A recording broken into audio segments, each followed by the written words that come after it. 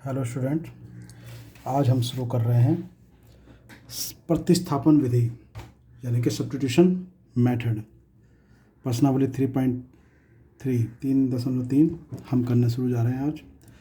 Students, हमें करना क्या होता है कि इसमें दो समीकरण दी हुई होती हैं, तो उन दो समीकरणों में, क्योंकि ये रैखिक समीकरण युग्म है, दो समीकरण में क्या होगा कि x, जैसे ये मैं सीधा क्वेश्चन करके ही आपको समझाता हूँ तो ज़्यादा बेहतर रहेगा। पहला क्वेश्चन करते हैं। क्या कहता है, निम्न रैखिक समीकरण युग्म को प्रतिस्थापन विधि से हल कीजिए। तो पहले प्रश्न से ही आपको प्रतिस्थापन कैसे करते हैं ये पता चल जाएगा। चलिए पहला क्वेश्चन करते हैं। ये कहता है x + y = 14 और x - y = 4। ठीक है जी। अब हमने देखा कि यहाँ पर दो समीकरण हैं, x और y, ये दो अलग अलग चर हैं। इसमें से किसी एक चर का मान निकाल कर दूसरे में रख दिया जाता है, और कोई सी भी समीकरण का प्रयोग कर सकते हैं हम। चाहे इससे निकाल लें, इसमें से किसी x या y का मान निकाल कर इसमें रख सकते हैं, या इसमें से x या y का मान निकाल कर इसमें रख सकते हैं। ठीक है, चलिए हम पहले ये जो दो समीकरण दे रखी हैं इनमें समीकरण 1 से हम करते हैं। x + y = क्या है, 14 है। तो यानी कि मैं क्या काम करूं, मैं करता हूं कि y की वैल्यू निकालते हैं। तो यानी कि 14 - x आ जाएगी। अब मैं कहूँगा कि y का मान समीकरण 2 में प्रतिस्थापित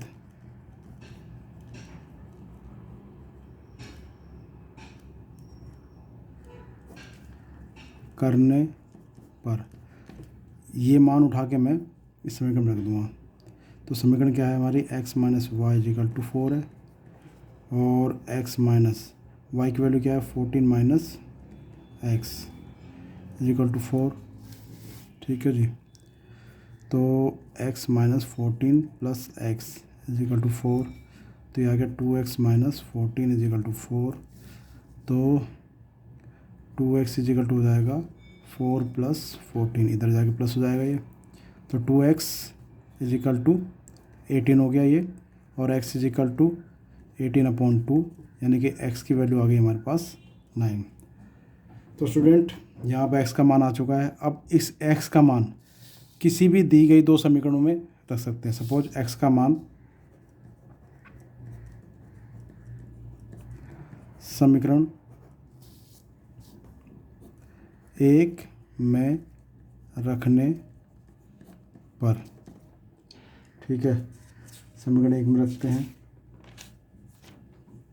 तो समीकरण 1 पे रखने पर क्या आएगा, x + y = 14, या मैंने रख दिया 9 + y = 14, y = 14 - 9।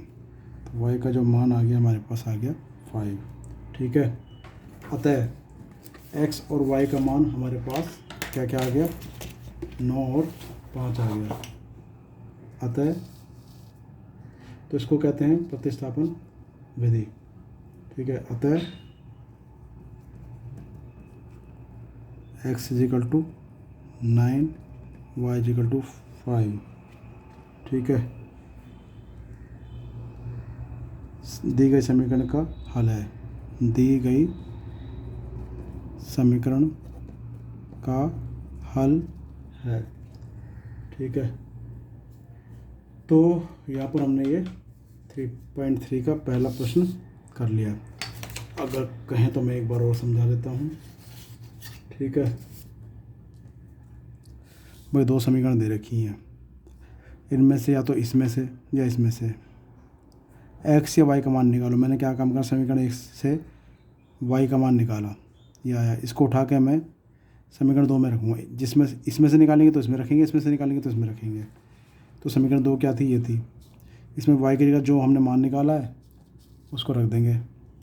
रखने पर हम इसको सॉल्व करते गए तो x का मान 9 आ गया। अब इस x का मान जो 9 आया है इसको उठा के समीकरण 1 या 2 किसी में भी रख सकते हैं स्टूडेंट्स में। ऐसा नहीं है कि हमें 1 में रखेंगे, 2 में रखेंगे तब भी हमारा मान यही आएगा। तो इस तरह से हमने देखा आता है x = 9 और y = 5 दिए गए समीकरण का हल है। ये हमारा पहला क्वेश्चन हो गया। अब हम करेंगे दूसरा क्वेश्चन। सेकंड क्वेश्चन क्या कहता है? सेकंड है जी s - t = 3 और s/3 प्लस t/2 = 6। तो कैसे भी कर सकते हैं, कई तरीके हैं इसके करने के। पहला समीकरण और समीकरण 2। अगर मैं कहूँ समीकरण 1 से क्या होगा, s - t = 3 दे रखा है तो s का मान क्या आ जाएगा, t + 3 आ जाएगा। ये इधर जाके प्लस हो जाएगा। अब s का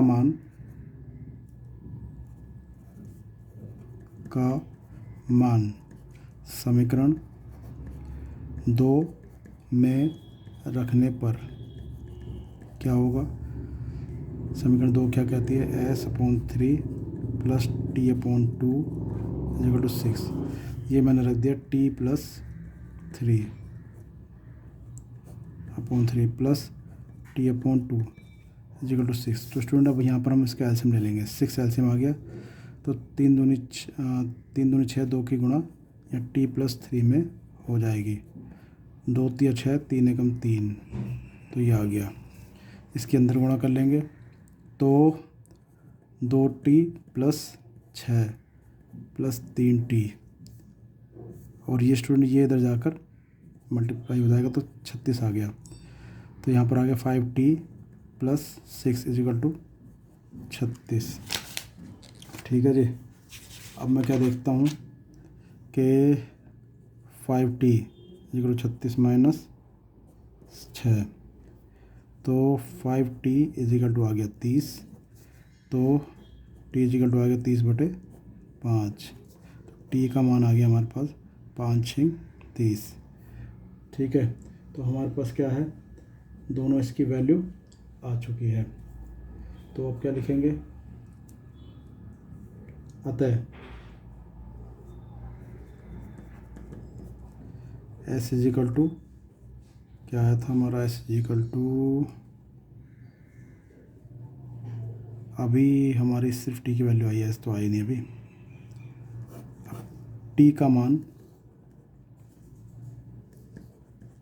समीकरण 1 में रखने पर, समीकरण 1 में रखा तो s - t = 3 है, तो s - 6 = 3, s = हो जाएगा 3 + 6, यानी कि s = हो जाएगा 9। ठीक है जी, तो s का मान आ गया हमारे पास 9। अब हम लिखेंगे अतः s = 9 तथा t = 6 दी गई समीकरणों का हल है। तो स्टूडेंट इस तरह से हमारा ये सेकंड क्वेश्चन भी ख़त्म हो गया। चलिए इसके बाद तीसरा इसका क्वेश्चन करते हैं।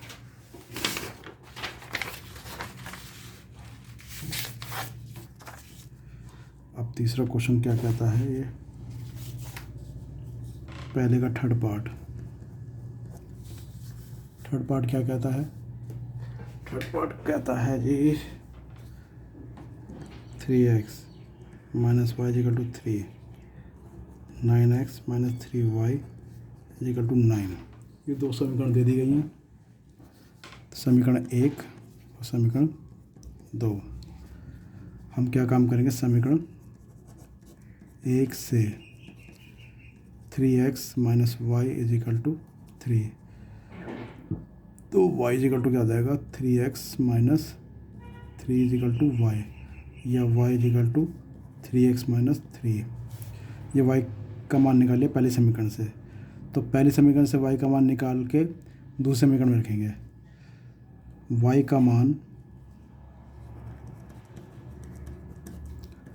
समीकरण 2 में प्रतिस्थापित करने पर,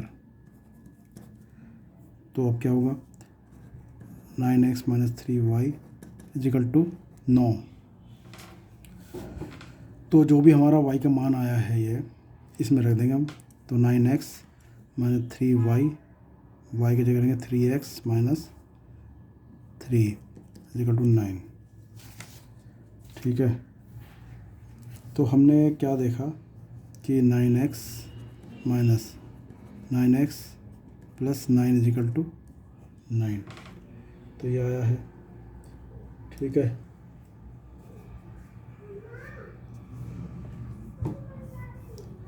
तो अब हमने देखा कि भाई ये तो 9 से तो 9x कट रहा है, तो 9 इजिकल टू 9 आ गया।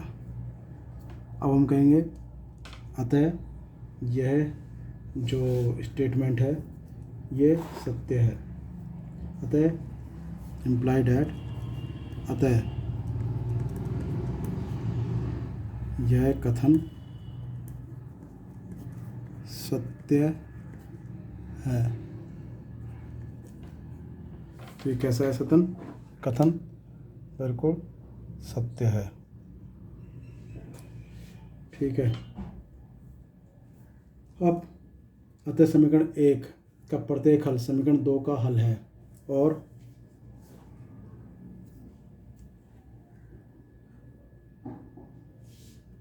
इसमें क्या है कि क्योंकि कोई वैल्यू नहीं आएगी इसमें, सो इसमें हम कोई भी y की वैल्यू या x की वैल्यू स्पेसिफिक प्राप्त नहीं कर सकते। This situation has arisen because both the given equation are same, क्योंकि हमने देखा कि यहाँ पे दोनों इक्वेशन सेम है। ठीक है, अब आपने उसमें करा था स्टूडेंट, हम इसमें एक चीज़ चला ये भी चेक कर लेते हैं कि यहाँ दोनों इक्वेशन जो हैं इसमें से हम a1/a2 अगर चेक करें तो क्या आता है, हम देखते हैं कि 3/9 यानी कि 1/3, और b1/b2 क्या आते हैं, ये आता है हमारे पास -1/-3 यानी कि 1/3, और c1/c2 आता है, क्या आता है 3/9 यानी कि 1/3। तो हम देख रहे हैं यहाँ पर a1/a2 is equal to b1/b2 is equal to c1/c2। ठीक है, तो अब इसका कोई एक हल नहीं आएगा, क्योंकि ये कंडीशन आ रही है, तो समीकरण के अनंत अनेक हल होंगे, समीकरण के अनंत अनेक हल होंगे, कोई एक वैल्यू नहीं आएगी इसकी। तो उसको हम यहीं तक करके छोड़ देंगे। अब हम चौथा क्वेश्चन करते हैं। चलिए जी, पहले का चौथा क्वेश्चन क्या कहता है।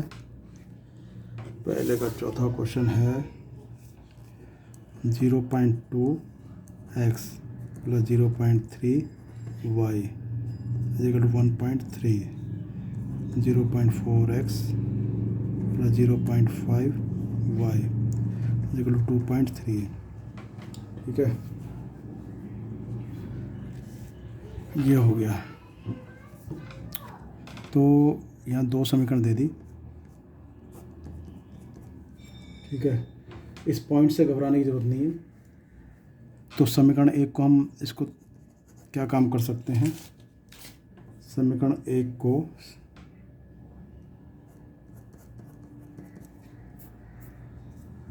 अब पॉइंट है तो 0.2x है प्लस 0.3y, यहाँ से पॉइंट हटाएंगे और नीचे से 10 बढ़ा देंगे, ऐसे ही 1.3 का पॉइंट हटाएंगे, नीचे 10 बढ़ा देंगे। तो स्टूडेंट्स में क्या काम करेंगे, इधर 10 एलसीएम आएगा तो क्या होगा 2x plus 3y is equal to 13/10, 10 से 10 काट देंगे तो एक इक्वेशन आ जाएगी 2x plus 3y is equal to 13। ठीक है, ये परिवर्तित होकर ऐसे आ जाएगी। चलो हम एक काम करते हैं, इसको नाम दे दो थर्ड। समीकरण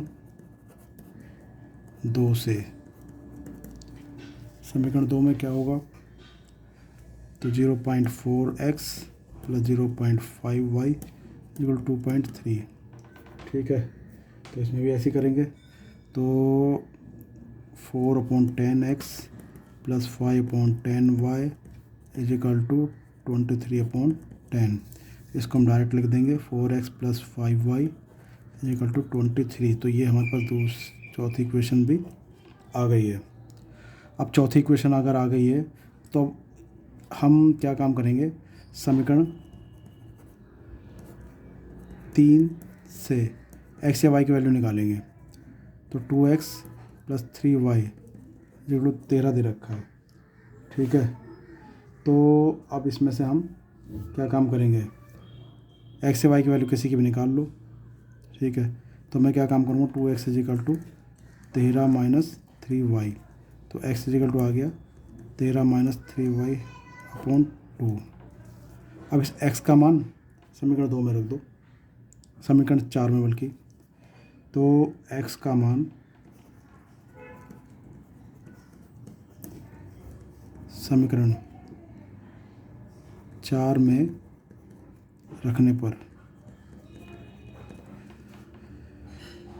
तो 4x की जगह रखेंगे 13 माइनस 3y बटे 2 प्लस 5y इक्वल टू 23।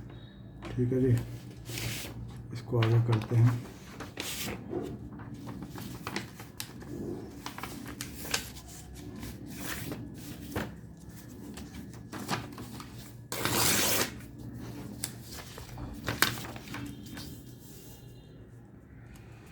अब क्या करेंगे, अब इसमें 2 एलसीएम ले लिया जाएगा। 2 एकम 2, एक बार कटा तो 13 चौका 52, 4 तिया 12 y प्लस 5 दूनी 10 y इक्वल टू 23। तो यहाँ पर हमारे पास आया 52 माइनस 2y, 12 में से 10 चले गए तो 2 बचे अपॉन, बल्कि एक काम करेंगे हम, इसको 2 के गुणा तो इधर कर लेंगे, 46 आ जाएगा। तो 52 माइनस 46 बराबर 2y। 52 में से 46 गए तो 4 तो 6 बराबर 2y। तो y इक्वल हो जाएगा 6/2। तो y का मान आ गया हमारे पास, कितना आ गया, ये आ गया 3। अब y का मान समीकरण 1 में रख दो। y का मान समीकरण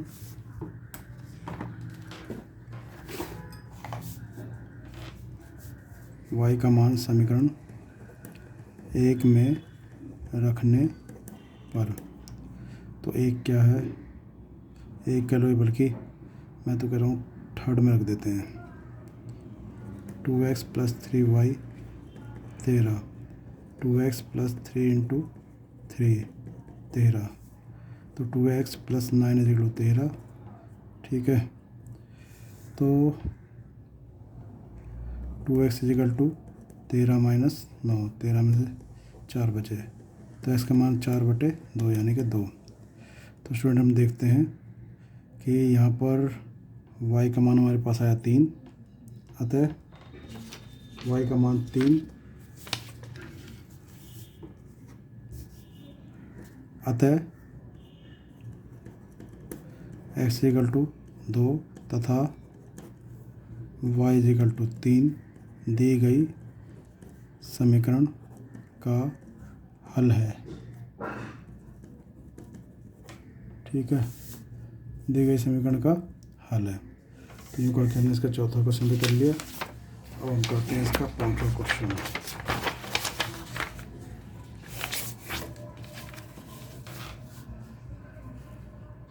तो इसका 5वां क्वेश्चन क्या कहता है, 5वां क्वेश्चन है जी,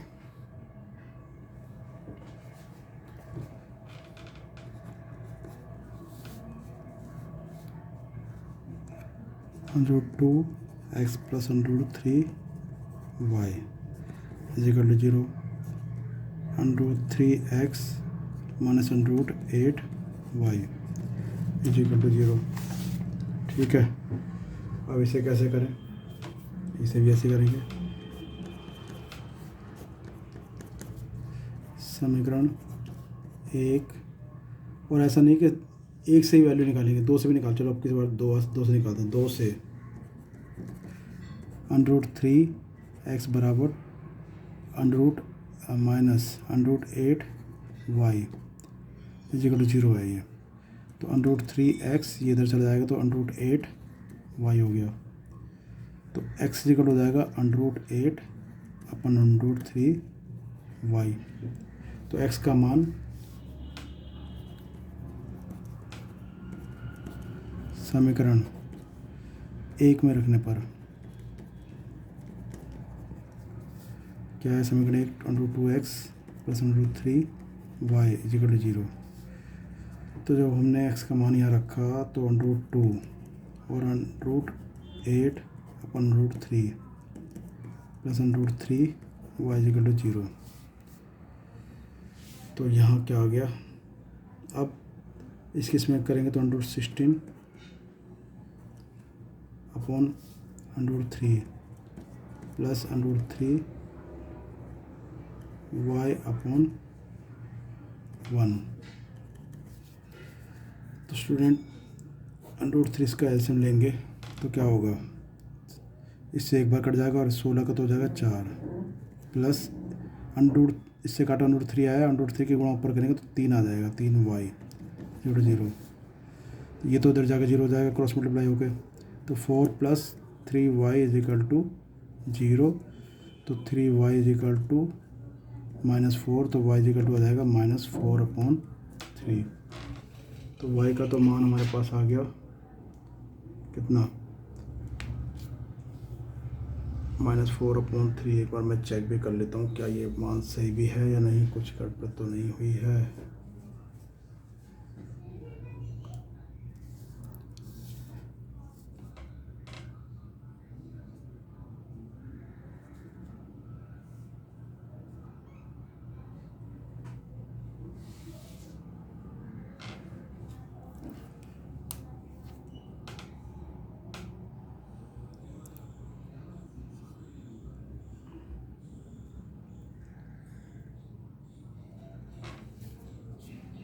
एक बार मैं क्वेश्चन चेक कर लेता हूँ, क्वेश्चन मैंने सही उतारा या नहीं उतारा। √3 - 8y ठीक है। अब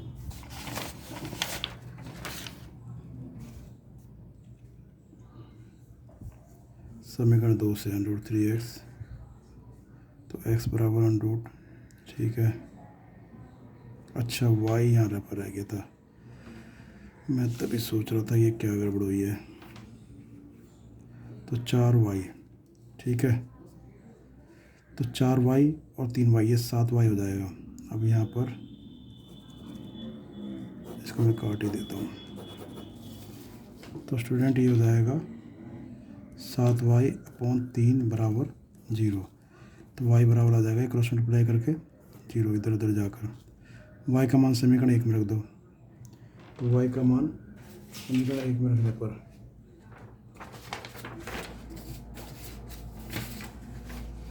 चलिए जो y का मान समीकरण 1 में रखते हैं।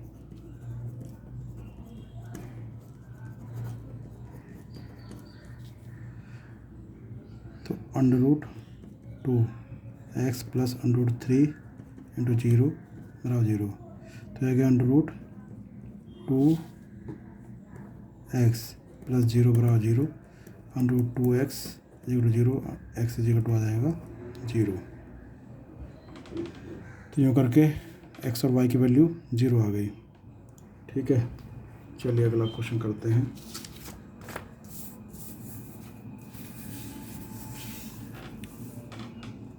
अगला क्वेश्चन क्या है?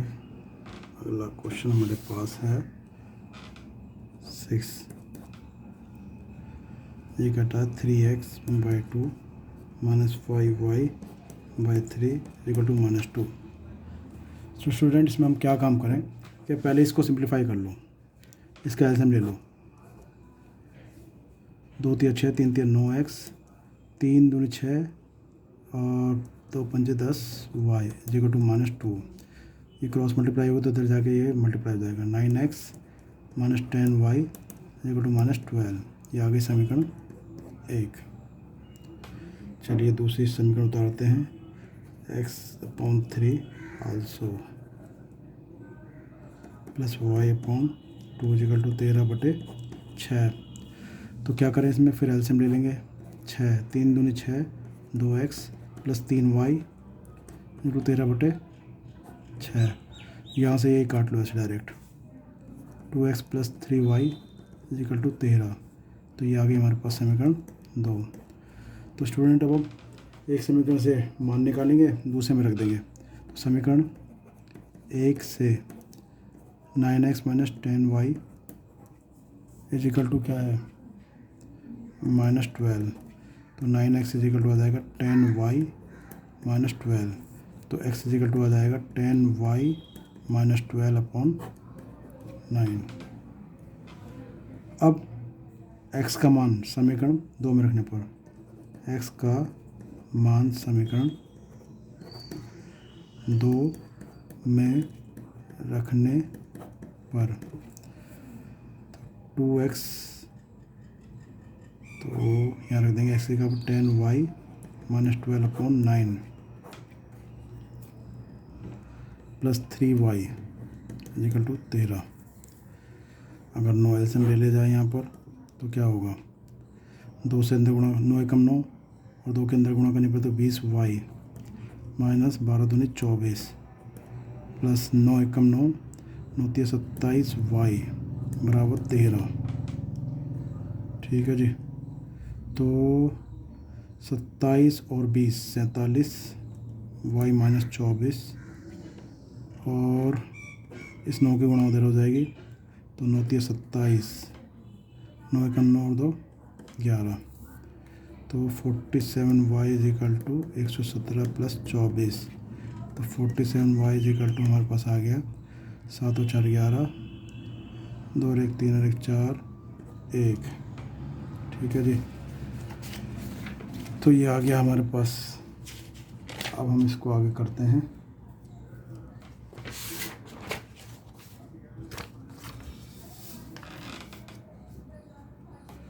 अब y इक्वल टू आ जाएगा 141/47। ठीक है जी। तो ये आ गया। अब हम इसको देखते हैं, डिवाइड करके देखते हैं क्या आता है।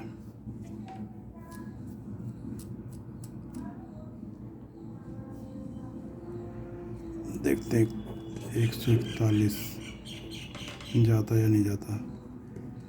तो ये जाएगा 47, 4 तिया 12, 3 7 21, 3 4 12 13 14। जी हाँ, यहाँ ये चला गया है। तो हम देख रहे हैं कि y का जो मान आया वो आ गया 3। ठीक है। और y का मान किस भी समीकरण में रख दो। चलो y का मान समीकरण 2 में रखने पर, समीकरण 2 क्या है, 2x plus 3y equal to 13। तो 2 में अगर ये मान रख दिया जाए तो 2x प्लस 3 इंटू 3 बराबर 13। तो 2x प्लस 9 बराबर 13। 2x बराबर 13 माइनस 9, 2x बराबर 13 में से 9 गए कितने बचेंगे, 4 और x इक्वल टू 4/2। तो x का मान स्टूडेंट कितना आ गया, 2 आ गया। तो हमारे पास y का मान 3 और x का मान, अतः x इक्वल टू 2 तथा y इक्वल टू 3 दी गई समीकरण के मान है। ठीक है। तो यूँ करके हमारा ये पूरा पहले का सारे क्वेश्चन हो गए हैं। अब हम अगला क्वेश्चन देखते हैं और देखते हैं इसमें हम क्या कर सकते हैं।